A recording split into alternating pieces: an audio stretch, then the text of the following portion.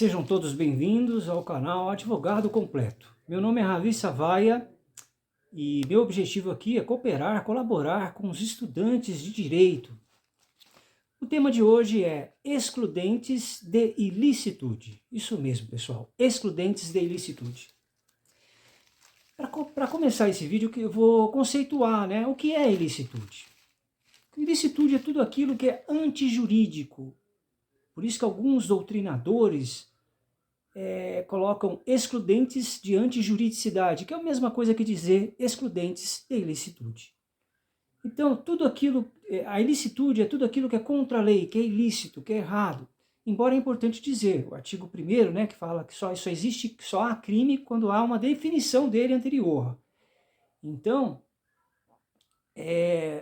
um ato só é considerado crime se houver uma lei anterior que o defina como crime, que é como a gente já falou em aulas anteriores, dos princípios do direito penal, que é o princípio da anterioridade, da legalidade, da reserva legal, enfim.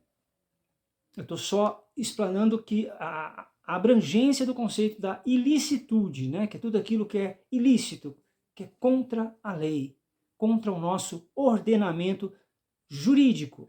Tá bom até aí? Agora, como é que a gente pode contextualizar a ilicitude na teoria do crime? Vamos para o conceito do crime no direito penal. O crime ele é composto tecnicamente por 3 elementos: fato típico, ilicitude e culpabilidade. A ilicitude, então, pessoal, é o segundo elemento que compõe o crime. Então, o juiz, quando for analisar uma ação concreta, ele vai analisar esses 3 elementos: o fato típico, que é a conduta, o nexo causal, a tipicidade e o resultado. Ele vai analisar a ilicitude e vai analisar o resultado, que é uma coisa mais profunda, que depois a gente pode fazer um vídeo só sobre resultados, tá? Em caso concreto. Mas aqui a gente está falando de uma forma mais didática, né? Eu estou tentando simplificar ao máximo também aqui.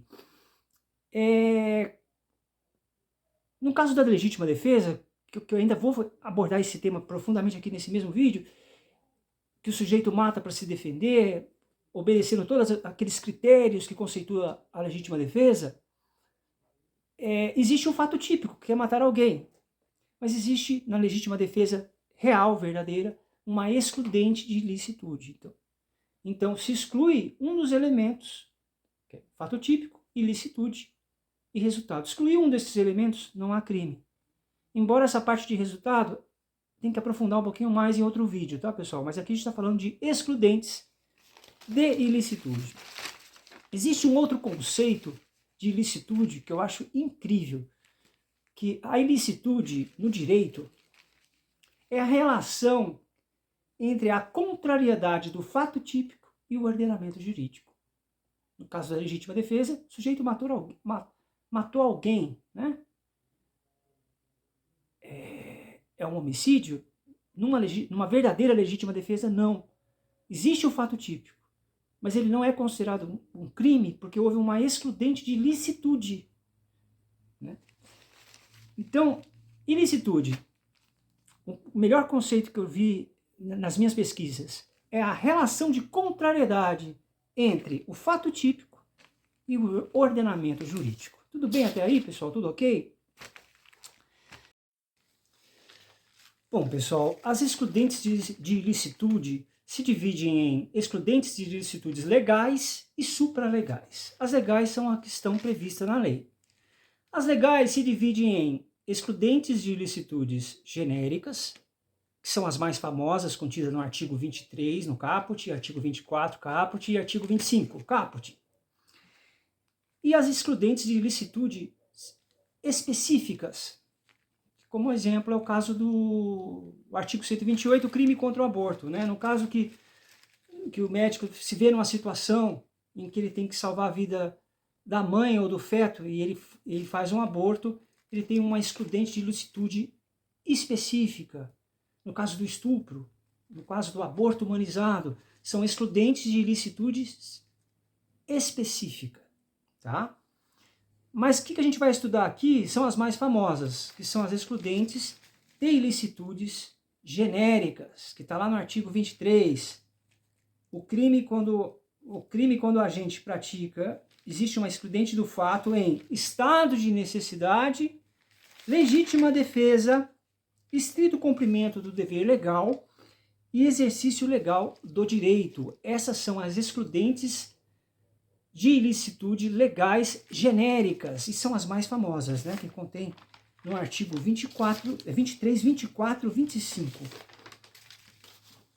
Vamos lá para a primeira excludente que eu quero falar, é a excludente do estado de necessidade. Essa excludente aqui é quando a pessoa se vê, deixa eu só ajeitar aqui um pouquinho, quando o agente se vê numa colisão de conflitos.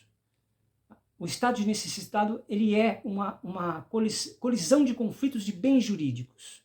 Existe um bem jurídico A que tem um conflito com o bem jurídico B. Então, em suma né? Quando você está dentro de uma necessidade de um conflito de bens jurídicos. Eu vou dar um exemplo, né? Para especificar esse conceito de conflitos de bens jurídicos, do estado de necessidade. Você vai no supermercado, chega lá no supermercado, o estacionamento é aberto, está um sol de rachar, um sol infernal, sei lá, 42 graus. Quando você sai do carro, você escuta um choro de bebê, e você percebe que esse bebê que está chorando é o carro que está ao seu lado. E você tenta encontrar o dono do carro, e tudo é muito rápido, né? Aconteceu ali naquele momento. E você vai, quebra o vidro do carro para salvar a criança, para salvar o bebê que estava ali chorando. Poderia morrer por falta de oxigênio. Qual o conflito de bem jurídico aí? Veículo, que é um bem jurídico tutelado e protegido pelo direito, e a vida do bebê. Houve um conflito aí. O sujeito foi, quebrou o vidro e tirou o bebê. Friamente falando, ele causou um dano, que tem como fato típico uma conduta, que foi quebrar o vidro,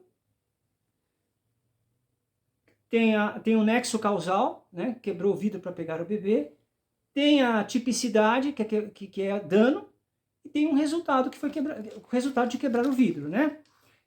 Friamente ele causou um dano, mas existe uma norma que fala que no estado de necessidade, até quando você confronta um bem inferior, né, que é esse caso, que é esse exemplo aqui, que é o conflito de um bem maior para um bem inferior. Ele quebrou o vidro para salvar a vida de bebê, então ele não vai responder por dano, porque a norma fala, autoriza que você pode, em estado de necessidade, que é uma excludente de licitude,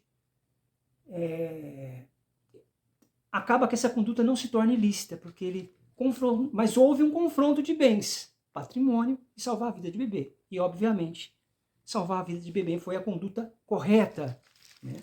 E houve uma excludente de licitude, que no caso era o dano, entendeu? Vamos para o caput do artigo 24, que ele fala o seguinte: considera-se em estado de necessidade quem pratica o fato para salvar de perigo atual que não provocou por sua vontade, nem podia de outro modo evitar, direito próprio ou alheio, cujo sacrifício, nas circunstâncias não era razoável exigir-se. Você vê aqui o caso do bebê, que deu exemplo, né? O sujeito, ele obedeceu todo o caput aqui do estado de necessidade, que fala o artigo 24 do Código Penal. Ele viu que ele praticou um fato para salvar a vida do bebê, né? Salvar de perigo atual, está escrito aqui. Ele não tinha tempo de ficar esperando. Ele não provocou aquilo por sua vontade, ele não queria quebrar o vidro de carro nenhum. Ele quebrou o vidro para salvar a vida do bebê. Foi inevitável, ele não podia evitar aquele caso, né? E ele agiu em detrimento de um direito de outrem, né? Ele salvou a vida de um bebê. ele não estava preocupado com ele, né? E sim com o direito de alheio que fala, né? Então ele cumpriu o artigo 24, uma excludente de licitude, estado de necessidade. Tem um outro exemplo que é o náufrago, né?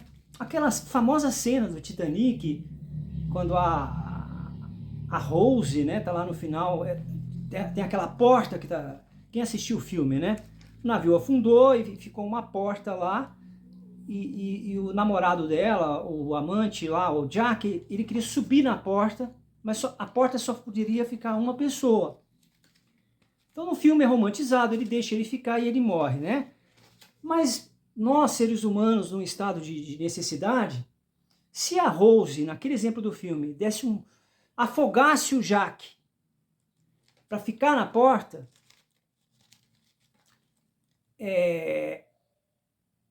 ela não iria responder por um crime de homicídio, cujo fato típico é matar alguém. Não. Por quê? Porque é um estado de necessidade. É a vida dela ou a vida de um terceiro. Ela escolheu pela vida dela.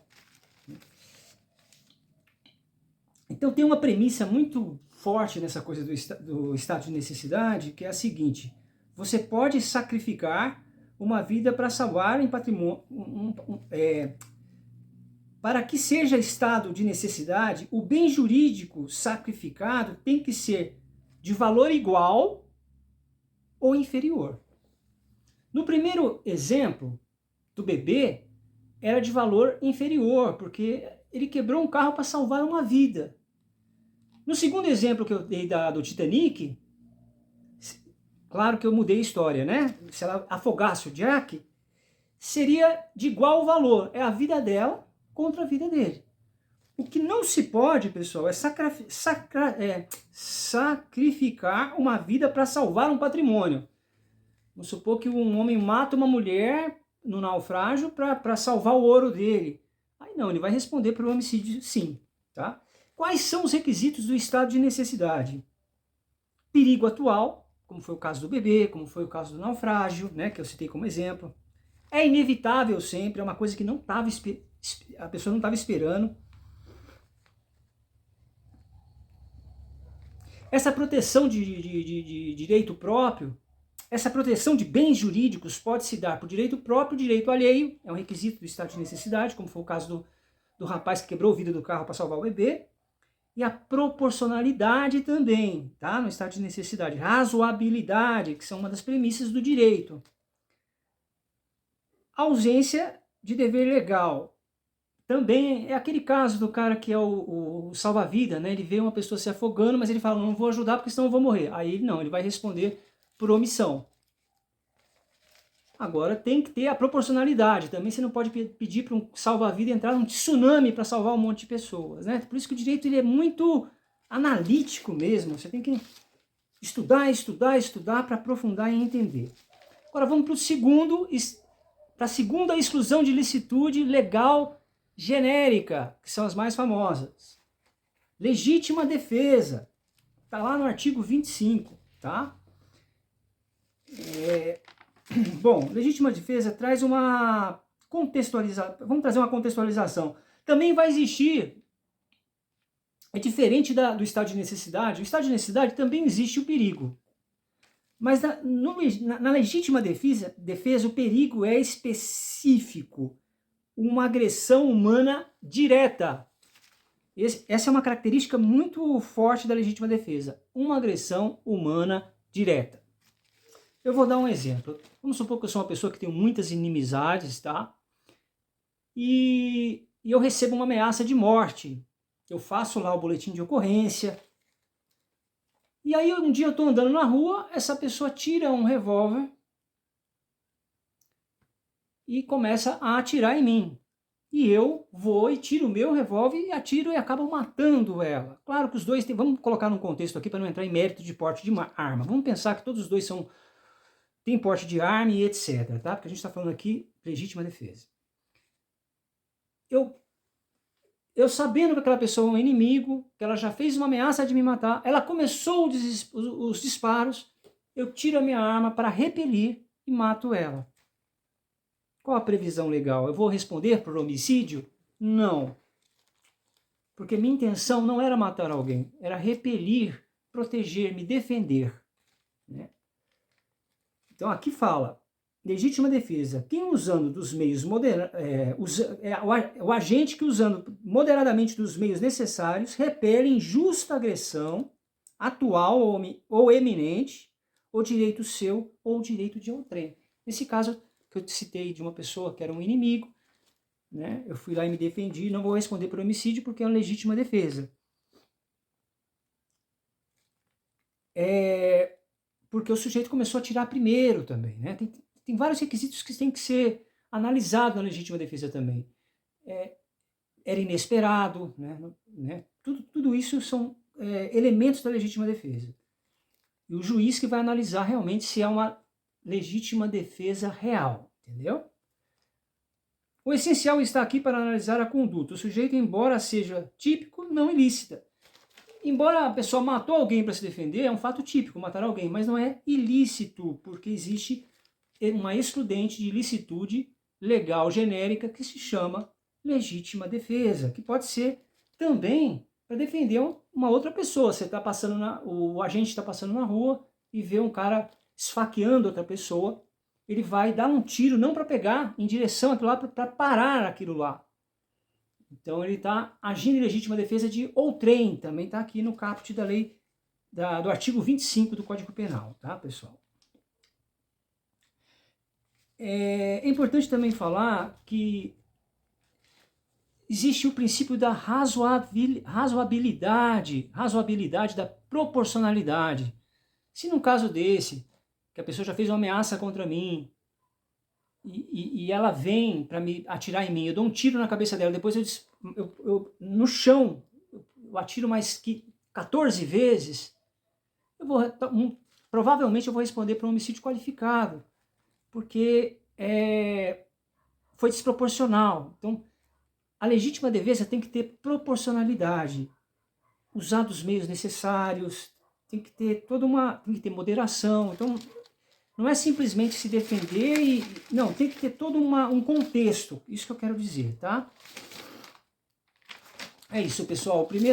Depois eu vou falar no próximo vídeo, a gente falou sobre o estado de necessidade, sobre a legítima defesa, e no próximo vídeo eu vou falar sobre o estrito cumprimento do dever legal e o exercício legal do direito, que são mais 2 itens que eu quero fazer um vídeo especial sobre excludentes de ilicitudes legais genéricas, que é o estrito cumprimento do dever legal e o exercício legal do direito, tá bom? Obrigado, pessoal, até a próxima aula. Um abraço, Ravi.